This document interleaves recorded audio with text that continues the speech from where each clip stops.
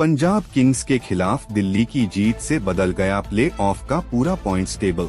RCB तथा Gujarat Titans के लिए आई खुशखबरी तो पंजाब और मुंबई की बढ़ चुकी है मुश्किलें। क्वालिफायर 1 की यह दो टीमों की जगह पक्की, तो यह दो टीमें खेलेंगी एलिमिनेटर। दिल्ली में पंजाब को हराकर आईपीएल 2025 की प्ले ऑफ की टॉप 2 क्वालिफाई करने वाली रेस को और भी दिलचस्प बना दी है। दिल्ली की जीत से पंजाब और मुंबई के फैंस के चेहरों पर मायूसी छा गई। दिल्ली ने पंजाब को पछाड़ दिया है और पंजाब को बहुत बड़ी करारी हार दी है। और दिल्ली की इस जीत से कैसे पंजाब तथा मुंबई की नींदें उड़ चुकी है और गुजरात तथा बेंगलुरु का खुशी का ठिकाना नहीं, क्योंकि अब ये दोनों प्ले ऑफ में टॉप 2 की रेस में जीवित है। क्या अब पंजाब के इस हार के बाद वह टीम टॉप 2 में जगह बना सकती है, वो मैं आपको बताऊंगा। उनके लिए क्या समीकरण बनते हैं और कैसे मुंबई की नींद उड़ाई है, क्योंकि नंबर 1 और 2 की लड़ाई है, इसीलिए सभी की नींद उड़ाई है। चलिए एक एक करके आपको सब कुछ बताते हैं इस खास रिपोर्ट में। लेकिन आगे बढ़ने से पहले आप बताइए आपकी आईपीएल की सबसे पसंदीदा टीम जिन्हें आप अपने दिल की गहराई से सपोर्ट करते हैं,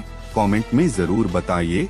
और हाँ, आपने अभी तक सब्सक्राइब नहीं किया है तो क्या कर रहे हो यार, जल्दी से सब्सक्राइब का बटन दबा दो और साथ में घंटा भी दबा देना।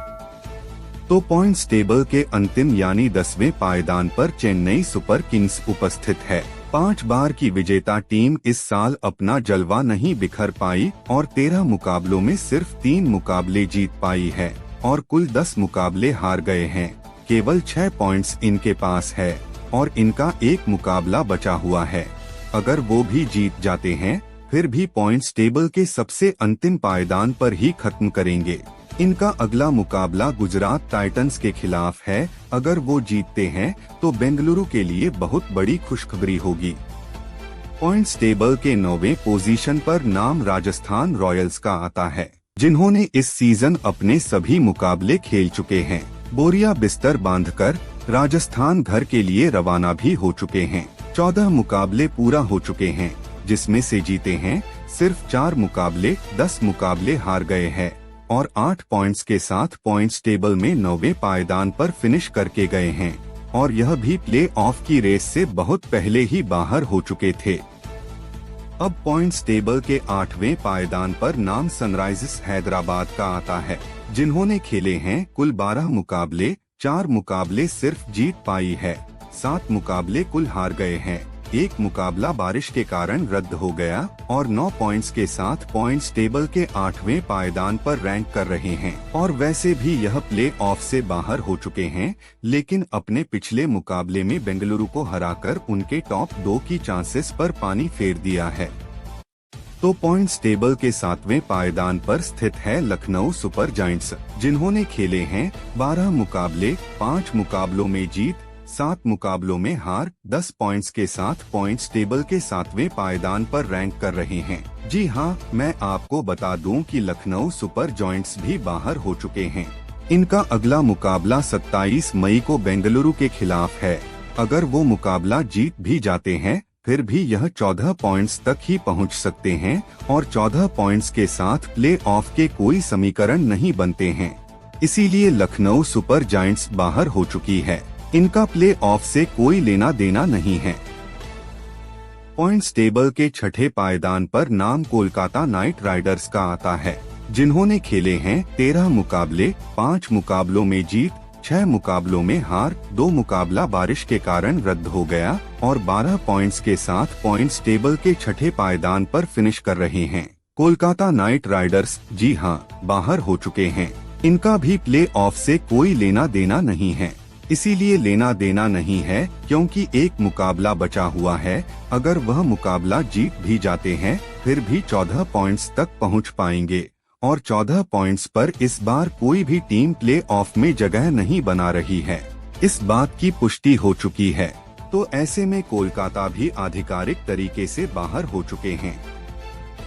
पॉइंट्स टेबल के 5वें पायदान पर उपस्थित हैं दिल्ली कैपिटल। आज की इस शानदार जीत से पंजाब की टॉप 2 की उम्मीदों पर मुश्किलें खड़ी कर दी है। अब पूरे 14 मुकाबले खेल लिए हैं उसमें से जीते हैं 7 मुकाबले, हारे हैं कुल 6 मुकाबले। एक मुकाबला बारिश के कारण रद्द रहा और 15 पॉइंट्स के साथ पॉइंट्स टेबल के 5वें पायदान पर रैंक कर रहे हैं।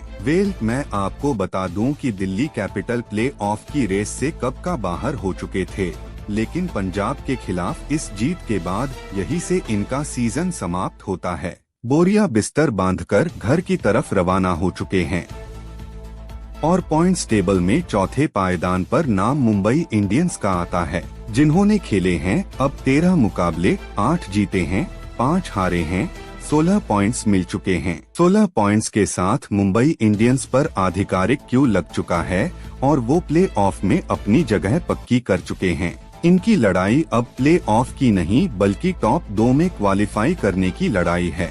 तो आइए आपको बताते हैं कैसे मुंबई क्वालिफाई कर सकती है टॉप 2 के लिए। तो बड़ा ही साधारण समीकरण है। इनका अगला मुकाबला पंजाब के खिलाफ है और यह मुकाबला मुंबई को किसी भी हाल में जीतना पड़ेगा। अगर हार गए तो टॉप 2 की रेस से बाहर हो जाएंगे और दुआ करना होगा कि गुजरात और बेंगलुरु दोनों अपना अगला मुकाबला हार जाए, तब जाके आप आसानी से टॉप 2 के लिए क्वालिफाई कर जाएंगे। पॉइंट्स टेबल के तीसरे पायदान पर नाम रॉयल चैलेंजर्स बेंगलुरु का आता है, जिन्होंने खेले हैं 13 मुकाबले, 8 मुकाबलों में जीत, 4 मुकाबलों में हार, एक मुकाबला बारिश के कारण रद्द हो गया और 17 पॉइंट्स के साथ बेंगलुरु पॉइंट्स टेबल के तीसरे पायदान पर रैंक कर रहे हैं। रॉयल चैलेंजर्स बेंगलुरु को प्ले ऑफ में एंट्री कब की मिल चुकी है, आधिकारिक ऐलान भी कर दिया गया है। खैर, इनकी भी लड़ाई अब टॉप 2 में क्वालिफाई करने की है। इनके भी कुछ वैसे ही समीकरण बनते हैं, तो आइए आपको बताते हैं। पिछला मुकाबला जो हैदराबाद से हारे, अगर वो जीत जाते तो 100% क्वालिफाई हो जाते टॉप 2 के लिए, लेकिन हार गए। इनके भी समीकरण वही है कि इनका अगला मुकाबला लखनऊ के खिलाफ 27 मई को खेला जाएगा। वो मुकाबला बेंगलुरु को किसी भी हालत में जीतना पड़ेगा। अगर हार जाते हैं तो कोई समीकरण नहीं बचता इनका टॉप 2 पे क्वालिफाई करने का। अगर बेंगलुरु अपना अगला मुकाबला जीत भी जाते हैं, फिर भी इनको दूसरे टीमों के ऊपर निर्भर होना पड़ेगा और दुआ करना होगा कि गुजरात अपना अगला मुकाबला हार जाए, तब जाके बेंगलुरु टॉप 2 के लिए क्वालिफाई कर पाएंगे। तो इनके थोड़े मुश्किल चांसेस बनते हैं। अब बात करते हैं पॉइंट्स टेबल के दूसरे पायदान पर स्थित पंजाब किंग्स की, जिन्होंने खेले हैं 13 मुकाबले, 8 मुकाबलों में जीत, 4 मुकाबलों में हार, एक मुकाबला रद्द और 17 पॉइंट्स के साथ पॉइंट्स टेबल के 10वें पायदान पर स्थित है। पंजाब ऑफिशियली प्ले ऑफ में जगह बना चुके हैं। इनकी लड़ाई अब टॉप 2 पर फिनिश करने की है, लेकिन आज दिल्ली के खिलाफ जीत जाते तो 100% क्वालिफाई हो जाते टॉप 2 के लिए, लेकिन हार गए। तो आइए बताते हैं इनके भी टॉप 2 में क्वालिफाई करने के समीकरण। तो बड़ा ही साधारण समीकरण है।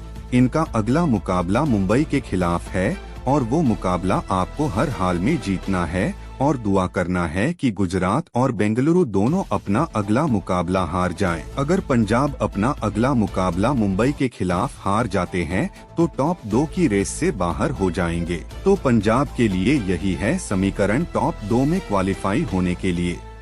और पॉइंट्स टेबल के पहले पायदान पर उपस्थित है गुजरात टाइटंस, जिन्होंने खेले हैं 13 मुकाबले, 9 मुकाबलों में जीत, 4 मुकाबलों में हार, 18 पॉइंट्स इनके पास है और पॉइंट्स टेबल में नंबर 1 पर है। इनके बचे हैं अब भी 1 मुकाबले और इनकी भी लड़ाई टॉप 2 में क्वालिफाई करने की है। अगर गुजरात अपना पिछला मुकाबला लखनऊ से जीत जाती तो 100% नंबर 1 पर फिनिश करते, लेकिन हार गए हैं। इनके भी वैसे ही समीकरण हैं जैसे मुंबई और बेंगलुरु के हैं। गुजरात का अगला मुकाबला चेन्नई के खिलाफ 23 मई यानी कल खेला जाएगा और वह मुकाबला जीतना ही पड़ेगा। अगर हार जाते हैं तो दूसरे टीमों के ऊपर निर्भर होना पड़ जाएगा और गुजरात चाहेंगे कि मुंबई और बेंगलुरु दोनों अपना अगला मुकाबला हार जाए, तब जाके गुजरात क्वालिफाई कर पाएंगे टॉप के लिए। तो आज के लिए इतना ही, मिलते हैं अगले मैच के बाद। तब तक के लिए अगर आपने चैनल को सब्सक्राइब नहीं किया है तो जल्दी से सब्सक्राइब करे लें और साथ में बेल आइकन को दबाना मत भूलना। अगर वीडियो पसंद आया तो वीडियो को कर दीजिए लाइक। धन्यवाद।